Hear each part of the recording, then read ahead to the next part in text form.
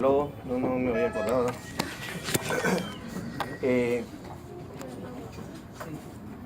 Nosotros sí lo aprendemos.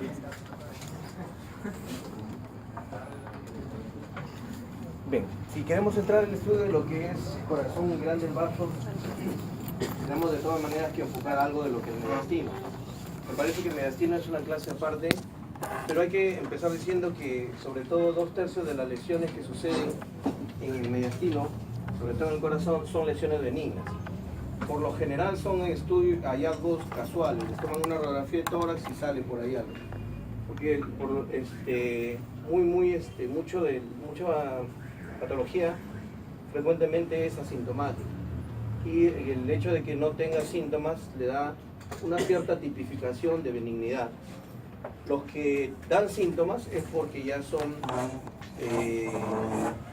y que están asociados a la presencia de algún signo radiológico, ya le da la caracterización de que se puede hacer malignos en un 54%, más de la mitad de ellos.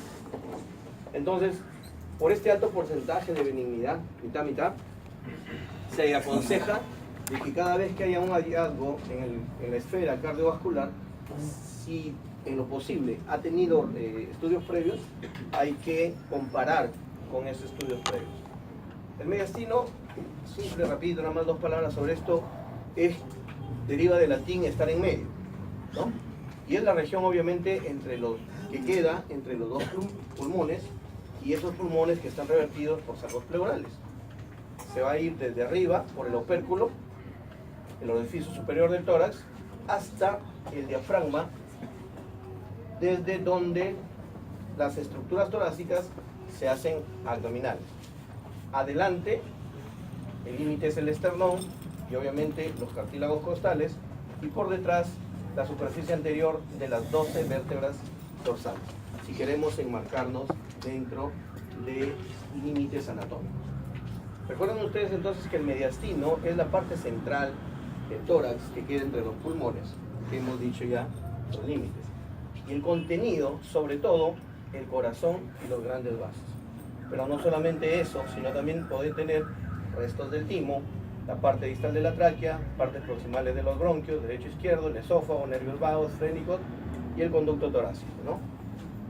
Todas esas estructuras que estamos mencionando, de las cuales el corazón y los grandes vasos son los más prominentes, los que ocupan el mayor espacio del mediastino, están revestidas por tejido conectivo, laxo. Además, presenta un gran número de estructuras ganglionares, de ganglios linfáticos, y obviamente es rellenado por grasa mediastínica que conforma todo el contenido de este espacio denominado mediastino. Entonces, hemos dicho que entre los sacos pleurales, es decir, entre la pleura que recubre al pulmón derecho y al pulmón izquierdo, esta zona central es denominada mediastino, ¿cierto? Con todo el contenido que le embarga tanto en el plano frontal como en el plano lateral. Radiológicamente, bueno, esto es un corte más o menos a nivel de la cuarta vértebra dorsal, donde el mediastino vendría siendo ocupado por diferentes estructuras, dentro de los cuales predominantemente es el corazón, los grandes vasos como la aorta, las venas pulmonares, las arterias pulmonares, y también el árbol tráqueo-bronquial, que está más o menos ese nivel. Todo eso está revestido por tejido conectivo laxo, por un gran número de ganglios linfáticos en diferentes grupos, y además grasa que va a tener una función de sostén y de protección, ¿no? Muy bien, bueno, en algunos cortes también a nivel del mediastino, tanto el corazón, el lado izquierdo, el lado derecho, por una vista izquierda, por una vista derecha y una vista izquierda, ¿cierto? Donde están saliendo o entrando las diferentes estructuras que anatómicamente ya las habrán revisado. Entonces, el mediastino tiene diferentes tipos de estudio por imágenes, dentro de los cuales la radiografía simple, que es algo limitada, pero que nos puede dar algún tipo de información.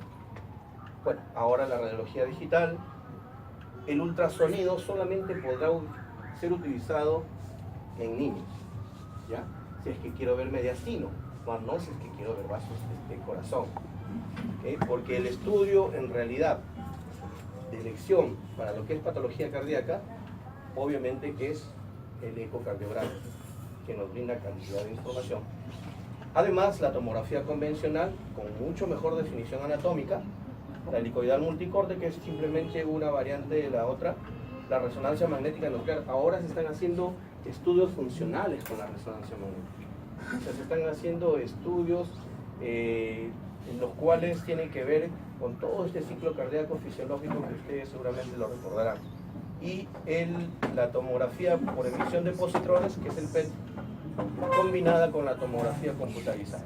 Esto no es otra cosa más que una fusión de dos métodos de diagnóstico. Por una parte la tomografía y por otra parte la medicina nuclear. ¿Recuerdan ustedes que la medicina nuclear utiliza isótopos radioactivos o radiofármacos que van a emitir radiación? Eso se puede asociar a la tomografía computarizada y nos va a dar mayor información sobre determinado tipo de problema. Obviamente esto no está muy difundido, no es tan comercial, hay algunos nada más en Lima, pero que sobre todo se utilizan para algún tipo de estadificación o detección de tumores. Esta no nos ayuda mucho tampoco la radiografía del proyector. ¿Podemos apagar?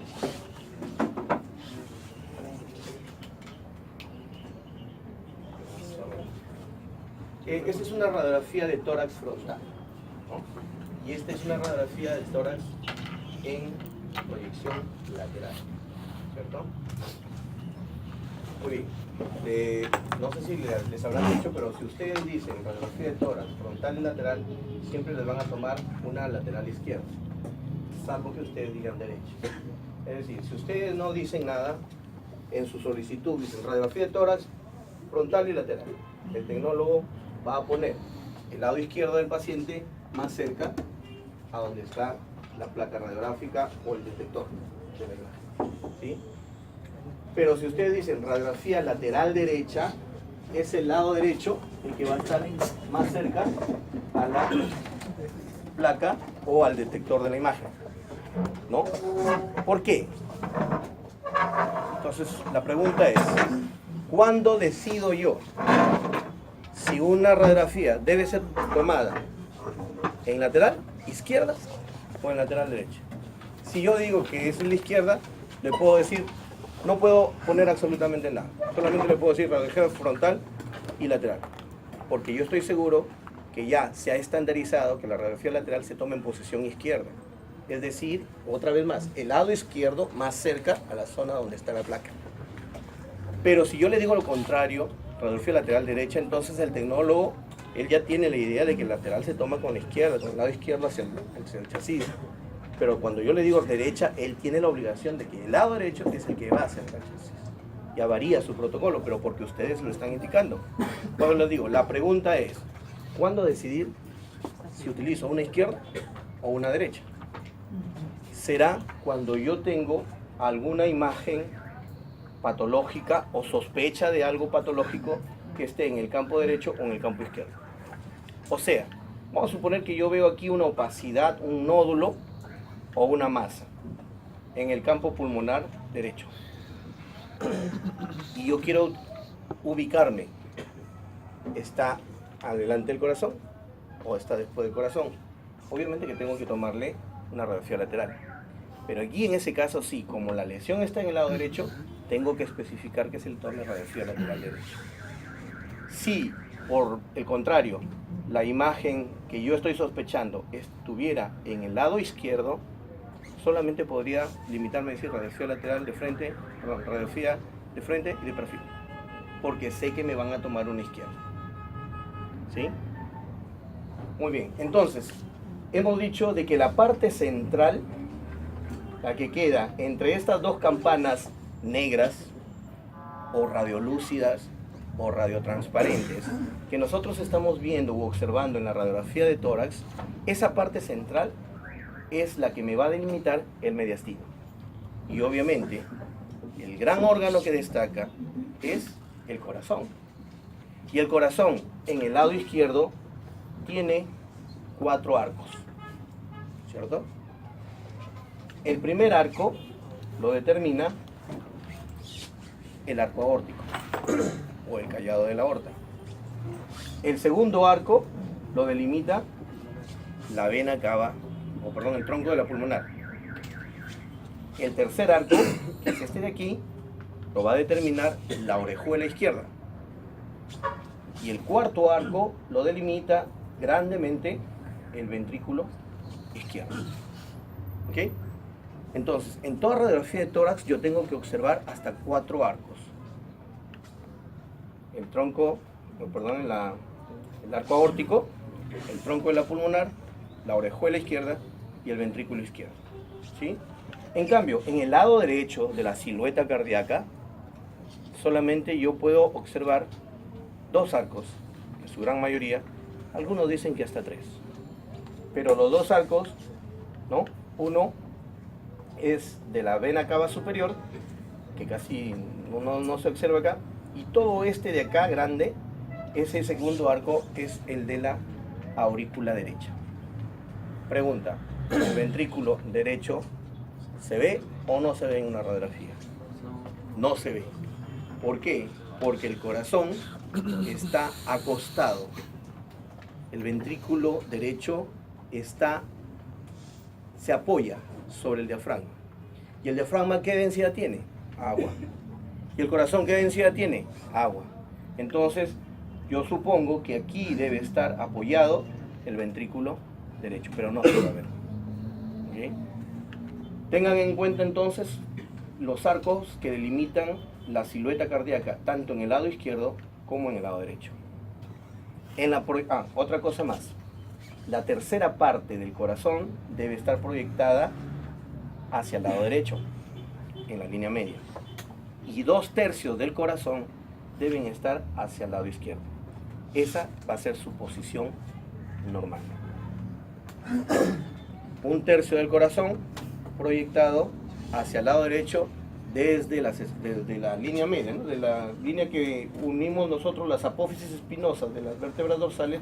De ahí para allá debe haber 1/3 de corazón para la derecha y 2/3 para la izquierda. En la proyección lateral, que es un poco más fácil, aquí tenemos el corazón, ¿cierto? Esto debe ser la parte anterior y esto debe ser la parte posterior, porque esto es el esternón y esto es la columna vertebral. 1/3 del corazón debe estar apoyado sobre el esternón y 2/3 del borde anterior deben quedar libres y el borde posterior totalmente libre. ¿Eso qué quiere decir? Que si yo tuviera en alguna oportunidad que nada de corazón está en contacto con el esternón, podría asumir que algo está sucediendo en el pulmón, algo me lo está separando, ¿cierto? Algo se está interponiendo, o que el pulmón está teniendo algún tipo de problema. También podría decir que si no solamente 1/3 del corazón está apoyado, si 2/3 del corazón están apoyados, tal vez la cavidad cardíaca esté creciendo. O sea, ese corazón se está hipertrofiando, ese corazón se está creciendo, o hay una cardiomegalia o hay algún otro tipo de problema, dependiendo obviamente del cuadro clínico que traiga el paciente, ¿cierto? Muy bien, entonces esta es una vista frontal y esta es una vista lateral de la radiografía. La parte central, que obviamente es ocupada por el corazón, representa el mediastino, ¿no?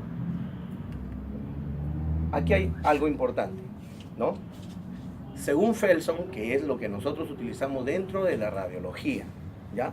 Porque si ustedes van a mediastino, lo revisan en los libros clásicos de anatomía, van a encontrar diferentes connotaciones, diferentes clasificaciones o diferentes compartimentalización de lo que es el mediastino.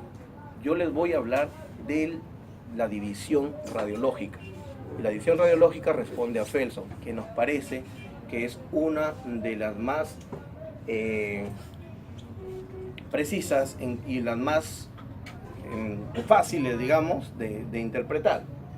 ¿Qué dice Felson? A nivel de la cuarta vértebra cervical, dorsal, más o menos, se halla una línea paralela al suelo. ¿Sí?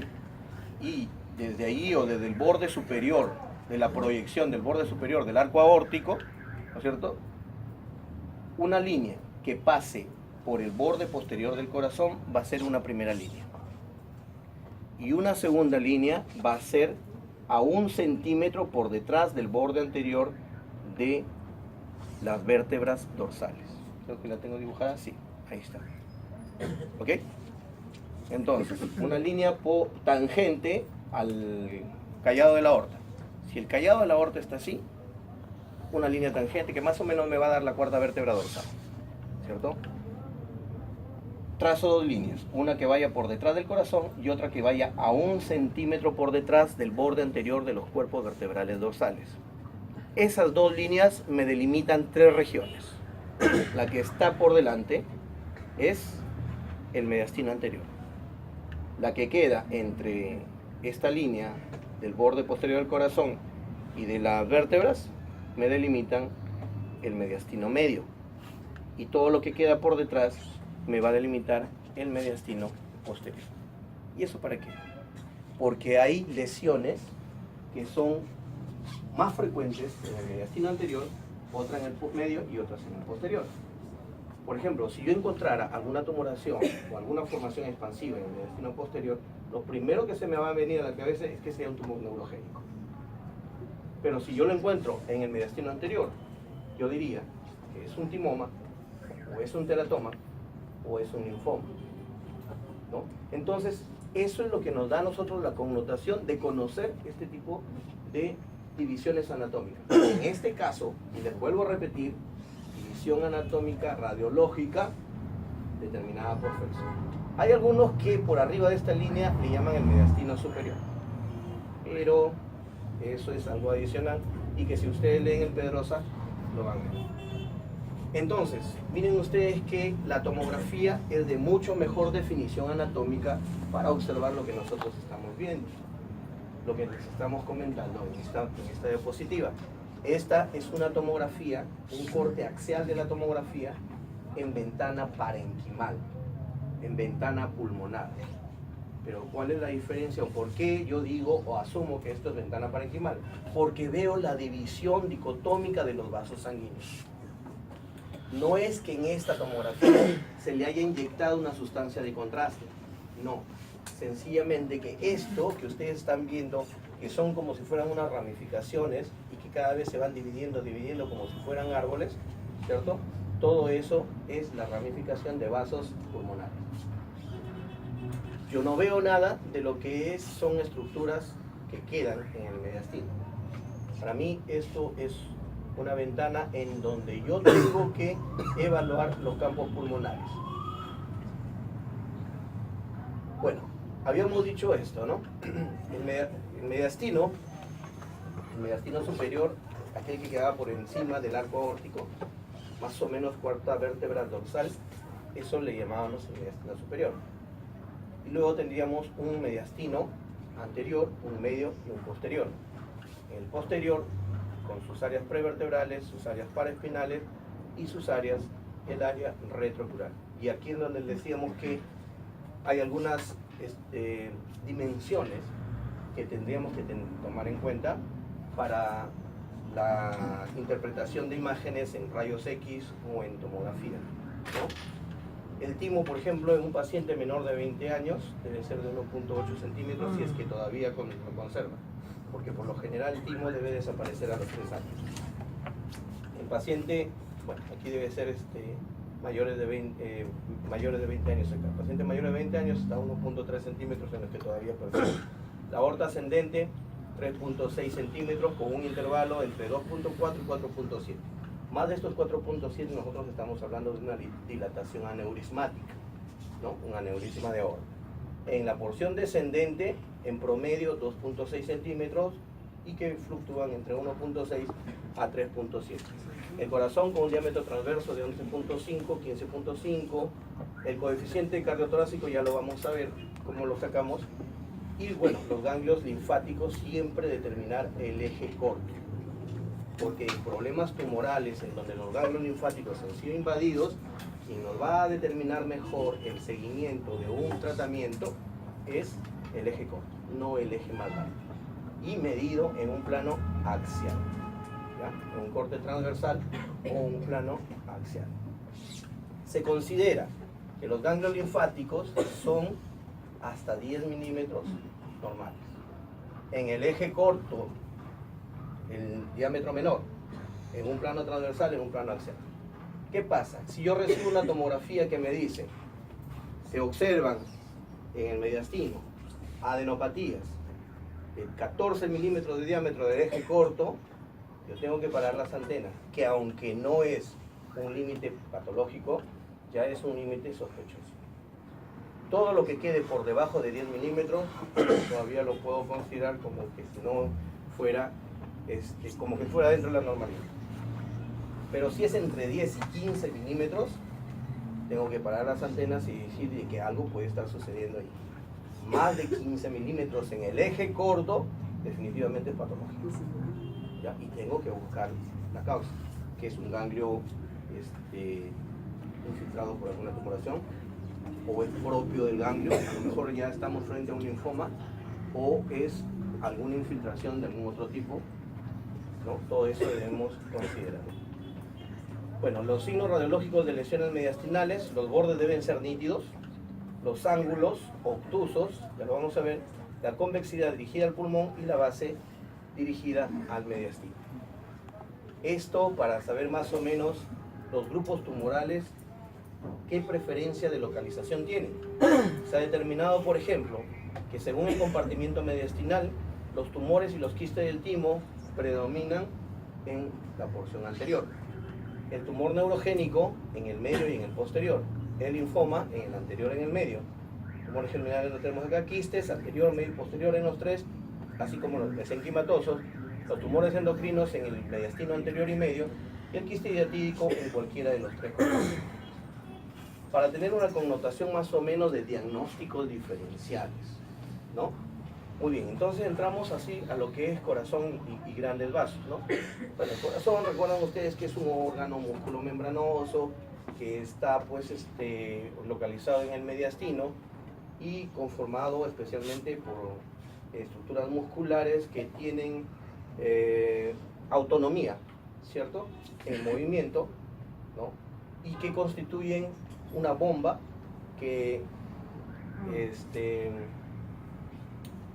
a la contracción emite pulsos de sangre, van a ser pues distribuidos por todo en los tejidos de la economía. Está situado en la parte media de la cavidad torácica, hay diferentes medios de fijación. Se dice que tiene una forma de una pirámide triangular y más o menos pesa entre 270 a 275 gramos, ¿no? Bueno, caras anterior, esternocostal, borde del corazón, hay dos, un borde derecho y dos bordes izquierdos, un anterior izquierdo y un posterior izquierdo, ¿no? Y el vértice o la punta del corazón que se constituye dentro de la radiología en uno de mis medios orientadores, como ya vamos a tener aquí. Bueno, de ahí van a emerger, salir a todo lo que es los grandes vasos, y uno de los estudios que nosotros podemos determinar es la coronariografía o la arteriografía del corazón, nada más, para ser más sencillo. ¿Qué sucede? El radiólogo o el cardiólogo intervencionista ingresa por la femoral, ¿no? Se va hasta la aorta y de la aorta llega a localizar las arterias coronarias. Pero ¿cómo las va visualizando? Inyectándole sustancia de contraste, que es el yodo, ¿no? Uno de los medios es el yopamidol, que se utiliza mucho. Entonces, con un arco en C, es decir, con una pantalla de fluoroscopía o con un arco en C, va avanzando con el catéter, va ascendiendo y va inyectando de tal manera que pueda reconocer a dónde está el nivel, más o menos. Una vez que ha llegado al corazón, inyecta y bueno, toma sus radiografías. Y se hace una representación de toda la coronaria, de la arteria coronaria, que puede ser derecha, izquierda. Si estuviera algo aquí obturándose, tendría que salir.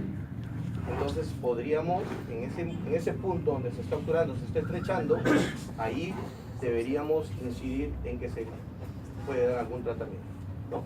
Entonces, esa es una coronariografía de la derecha, de la izquierda y su representación que tiene. Pero esta representación no sería posible si es que no le administráramos una sustancia de contraste, ¿no?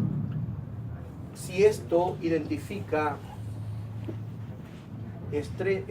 arterias estrechas que se están obturando, obviamente recuerden ustedes que están las isquemias, ¿no? Entonces el cardiólogo o el radiólogo intervencionista podría asumir la posición de colocar un stent, en todo caso algo que asegure que el flujo de la sangre sea bueno. ¿Por qué? Porque cuando estas válvulas, cuando estos vasos se estrechan por la presencia de placas ateromatosas, por algún problema de espasmo, ¿no es cierto? Entonces el aporte sanguíneo va a disminuir y obviamente va a surgir la isquemia o los infartos que pueden ser fatales para un individuo. Bueno, esto es la representación de las coronarias, todas las coronarias que podemos ver en una coronariografía. Las proyecciones de la anatomía, en anatomía radiológica, las que le acabamos de decir. El corazón puede ser estudiado en una simple radiografía de tórax, con lo que les acabamos de mostrar, ¿no es cierto? La porción central es del mediastino, todo esto es la silueta cardíaca, 1/3 para acá, para el lado derecho, 2/3 para el lado izquierdo, ¿sí?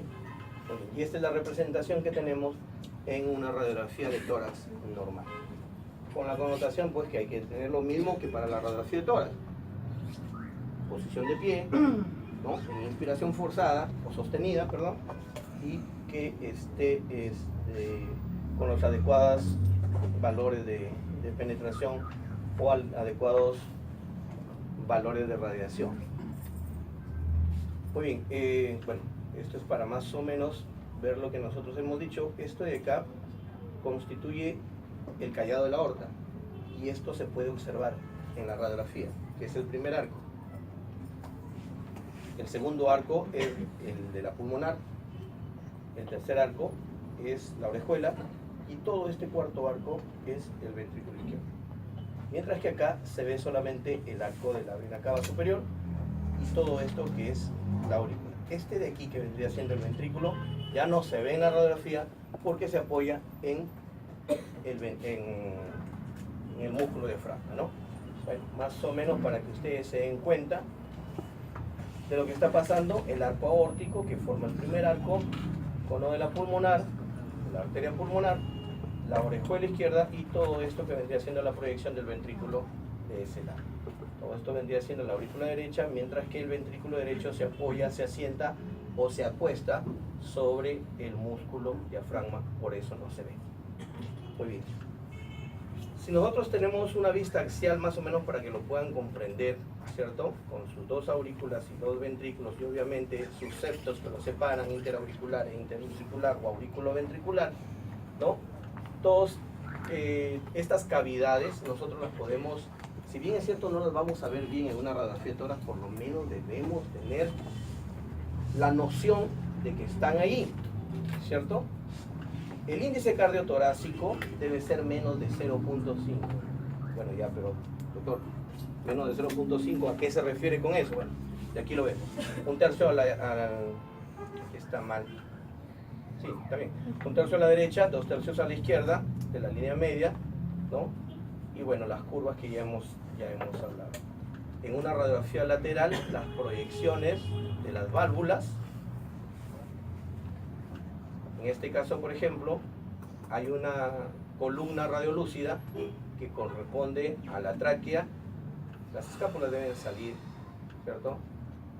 Y el ventrículo derecho, que se debe apoyar solamente en una tercera parte, porque hemos dicho que 2/3 partes no deben estar apoyadas sobre el esternón, ¿no es cierto? Y la sombra azul, que correspondería a la aurícula izquierda. Por eso, una vez más, ¿qué pasaría si el ventrículo derecho crece? Hay una hipertrofia o hay algún problema de dilatación por una insuficiencia cardíaca derecha. Entonces este ventrículo al crecer se va a aproximar más al esternón. No se hace necesario ser cardiólogo para hacer eso, sencillamente nosotros tenemos que ver el espacio que queda por detrás del esternón, llamado retroesternal, y saber, conocer o tener alguna noción de que solamente 1/3 del borde anterior debe estar pegado al esternón, ¿cierto? Aquí tenemos lo que les estoy diciendo, contacto con el esternón, hasta la tercera parte, o menos de una tercera parte. Y bueno, esto de aquí que ya lo vamos a... Igualito, algunos diagramas, aquí les voy a dejar la presentación. Aquí se pone algo importante, interesante. Vamos a tener en cuenta qué cosa. Primero, la exposición de la radiación. ¿Y qué cosa es la exposición? Es la cantidad de radiación que está llegando al cuerpo humano. ¿Por qué? Porque si esa cantidad tiene la energía suficiente para atravesar todas las estructuras, desde atrás hacia adelante, entonces yo podría ver que este contraste entre blancos, negros y grises me da la capacidad de definir, por ejemplo, que hasta aquí es el borde cardíaco derecho, que esto es el borde cardíaco izquierdo, que esto es el hemisferio. Es decir, la adecuada cantidad de radiación, el rayo X debe tener la mínima cantidad de energía para poder atravesar todas las estructuras y que puedan ser representadas en la radiografía. Pero ¿qué pasa si somos un poco tímidos? No ustedes, sino el tecnólogo que recién está empezando y no le da la fuerza necesaria. Recuerden ustedes que la fuerza, que la energía del rayos X es bajo dos parámetros, el kilovoltaje y el miliamperaje, y eso es regulable. Ahora los equipos son pues, computarizados, ¿no?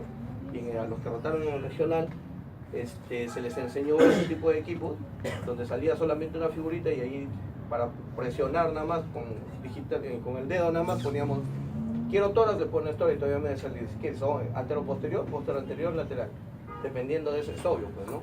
La cantidad de radiación que tiene que ser en una lateral debe ser mayor porque me va a tener que atravesar más estructuras. En cambio, si yo lo pongo de una posterior anterior, bueno, el ancho de la estructura, de las estructuras atravesadas baja. Todo eso tiene que ver, son factores técnicos. Pero fíjense ustedes, entre una imagen con adecuadas cantidades de radiación, en comparación con esta imagen que no tiene la suficiente energía de poder atravesar todas las estructuras. Esta es una radiografía blanda. ¿Por qué blanda? Porque la cantidad, la energía del rayo no ha sido capaz de... Se han ido quedando por el camino y por eso que tiene una mala definición. No tiene la cantidad de radiación que se requiere, ¿no es cierto? Así como esta de acá, que está un poquito de mayor penetración. Yo supongo que en la clase de tórax ya más o menos debería, o en los grupos de práctica que estamos siguiendo, ya hemos visto más o menos cómo catalogar la calidad de una radiografía de tórax, ¿cierto? Por ejemplo, otra cosa es la inspiración. Si yo no logro que este pulmón se me expanda, yo no le voy a introducir el aire que yo requiero para darle contraste a la placa. Es decir, yo tengo un fondo negro y sobre ese fondo negro tengo algunas estructuras grises. Me va a definir mejor. Por eso que yo soy capaz de decir que este es el hilio y que este hilio tiene vasos sanguíneos que se están ramificando. Lo que no parece ser acá. Porque también no tiene una adecuada inspiración. Cuando le han dicho, tome aire, el paciente se distrajo, no tomó aire o sencillamente no puede tomar tanto aire y este es el resultado.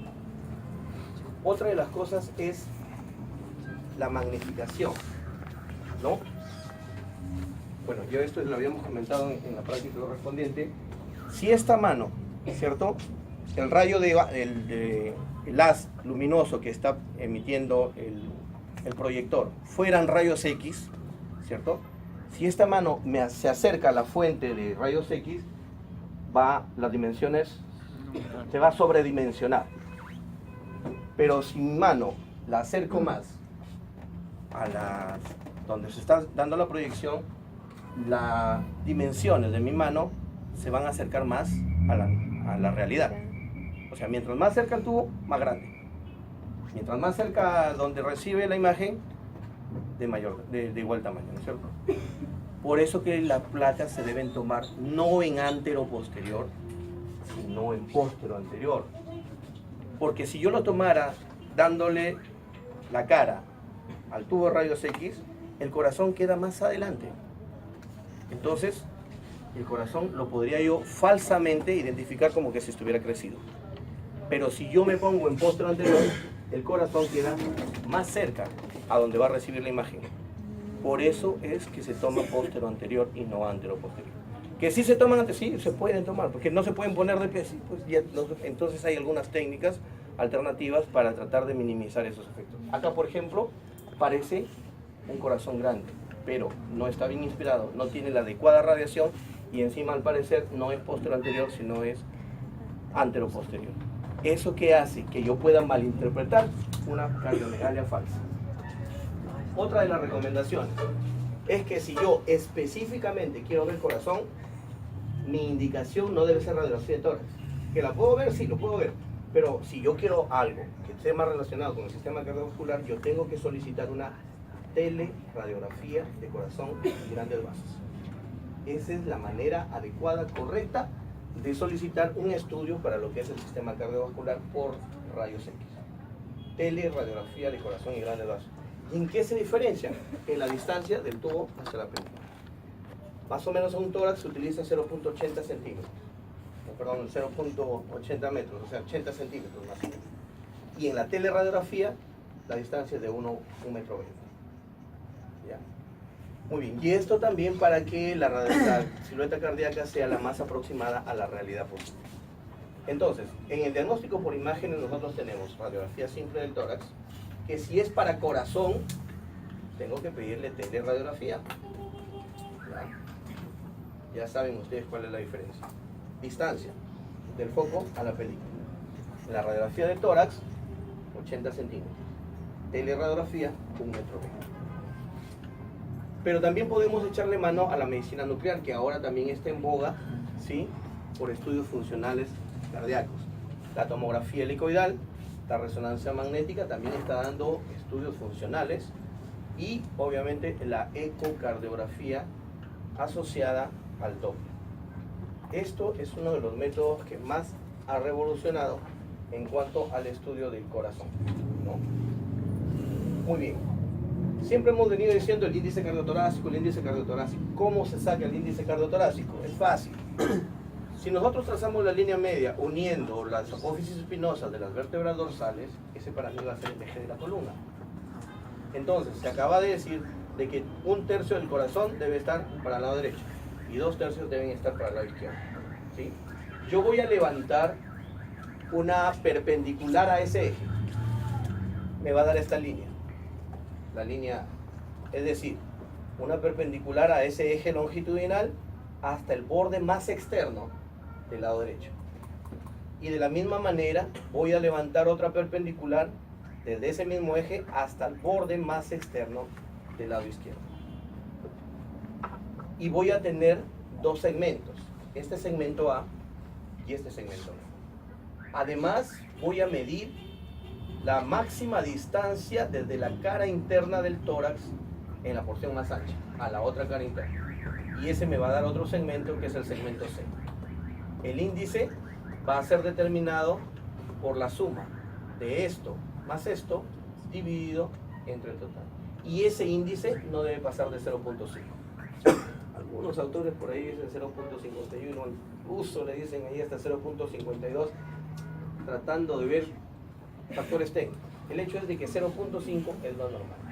Si yo tengo más de 0.5, 0.51, bueno, arrastrando, pero yo sí, 0.52 ya es cardiomegalia. A ver, miren ustedes, esto es una representación del tamaño cardíaco, ¿cierto? Esta es mi línea media, mi eje longitudinal de la columna dorsal. Trazo un segmento del borde anterior derecho, el más externo, que es este. Luego utilizo otro más externo en el lado izquierdo, que es este de acá. Y luego la parte más ancha de la cavidad torácica, que para mí es este de acá. Y tengo tres segmentos, el 1, el 2 y el 3. ¿Cómo defino yo el índice cardiotorácico? Así, 1 más 2, todo esto dividido entre 3. Eso es mi índice cardiotorácico, hasta 0.5. Que dicen que es menos 0.5, yo creo que hasta 0.5, incluso hasta 0.51 todavía le va. ¿Por qué? Por lo que le estamos comentando, ¿no? Por la situación del movimiento, de la rotación, de la inspiración, de que no se respiraron bien. 0.51, 0.52 ya no, 0.52 ese corazón ya está grande. Y si ya está grande hay que averiguar por qué cosa está grande. Esto, por ejemplo, en una valvulopatía reumática no se hace necesario de que veamos los índices, pues, ¿no? Totalmente grandazo, ¿no? Entonces, solamente de verlo, todo esto, obviamente casi ya se está igualando todo el diámetro del corazón, ¿no? Esto por una polivalvulopatía, por una valvulopatía reumática, ¿no? El índice que sale de sumar A más B y todo lo dividimos entre este C. Entonces, el índice cardiotorácico hasta 0.54, la cardiomegalia es de grado 1. Hasta 0.59, la cardiomegalia es grado 2. Entre 0.60 y 0.64, la cardiomegalia es grado 3 y más de 0.65 y el grado 4 como la diapositiva anterior que hemos visto por un problema mitral. Entonces, esto vendría siendo un tamaño normal, ¿no? Un índice torácico grado 1 a de 0.54, 0.56 y el máximo corazón. Algunos tips importantes. Hemos dicho de que el borde cardíaco derecho está formado por la vena cava superior y la aurícula derecha, ¿cierto? Entonces, si hay algo que se está separando, trazamos el eje y ya no es la tercera parte, es más, que se está proyectando más de la tercera parte hacia el lado derecho. Quien está creciendo es la aurícula derecha. Y en proyección lateral, la parte antero superior es la prominente. O sea, crece acá, aurícula derecha, crece arriba y adelante, aurícula derecha. En cambio, el ventrículo derecho, cuando crece el ventrículo derecho, que no lo vemos, la punta del corazón se lateraliza y se eleva. Y aquí da lo que le llamamos el signo del zapato sueco, ¿no? La punta que debe estar por acá se eleva y es como si fuera un zapato.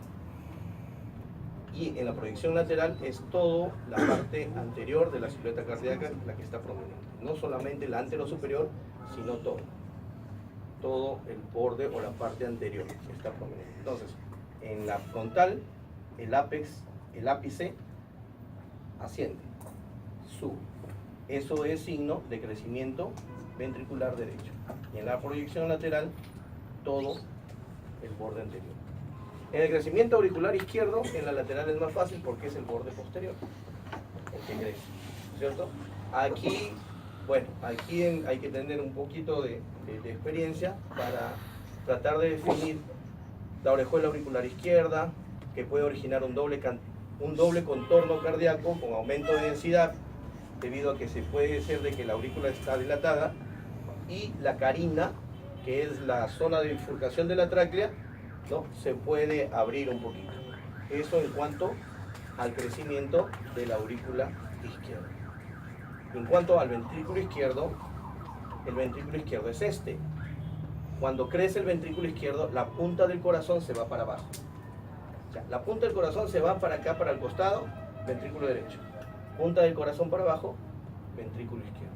Y acá es la parte postero inferior, que se nota prominente. Sencillo, ¿no?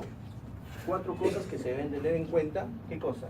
En las proyecciones frontales y en las proyecciones laterales, determinando o recordando dónde más o menos está el botón aórtico derecho, la tráquea, la desvía hacia la derecha. Es cuando es el arco aórtico el que está prominente o se está ensanchando, ¿no? Simplemente relaciones anatómicas, no hay nada más. Pero eso yo lo voy a determinar. El índice cardiotorácico y estos crecimientos de cavidades cardíacas se tienen que determinar en una teleradiografía. Si yo solicito una radiografía de tórax y me parece que hay un crecimiento, por ahí que el corazón está en zapato sueco, o sea que la punta del corazón se está yendo para el lado, se está lateralizando, no se está hundiendo, sino se está lateralizando, en radiografía de tórax yo necesariamente tengo que volver a pedirle una radiografía, pero ya no una radiografía de tórax, sino una teleradiografía de corazón y granulosa, porque eso me va a determinar índices y proyecciones para eso. Además, tener en cuenta también, sobre todo en la proyección lateral, si nosotros trazamos una línea imaginaria entre D5 y el borde, entre el esternón y el diafragma, ¿no? En ese vértice más o menos, definir que arriba está la arteria pulmonar y la arteria aórtica, y abajo queda la mitral y la tricuspidia. ¿Por qué? Porque algunas veces vemos calcificaciones de las válvulas, ¿cierto? Y las calcificaciones se dan muchas veces por algún tipo de problema reumático. O tenemos prótesis. Cuando nosotros vemos alguna prótesis, sin necesidad de que nos digan que ha habido una prótesis valvular, que la vamos a identificar en la radiografía y podemos más o menos definir cuál es la válvula protésica. ¿Okay? Miren acá, posición de las válvulas cardíacas, ¿no? Como se ve en una radiografía de tórax en cadena posterior anterior, se traza desde la aurícula o de la orejuela hasta el ángulo cardiofrénico derecho, y de superior a inferior se proyecta la válvula pulmonar, la válvula aórtica, la mitral y la tricuspidia en ese orden. Y bueno, lo anterior ya hemos dicho, ¿no es cierto? Más o menos de D5 hasta el ángulo que queda entre el esternón y el diafragma, arriba de esa línea la pulmonar y la aórtica, y abajo la mitral y la tricuspidia. Sencillo, cuando lo tenemos que recordar. Bueno, esa es radiografía de corazón en grandes vasos.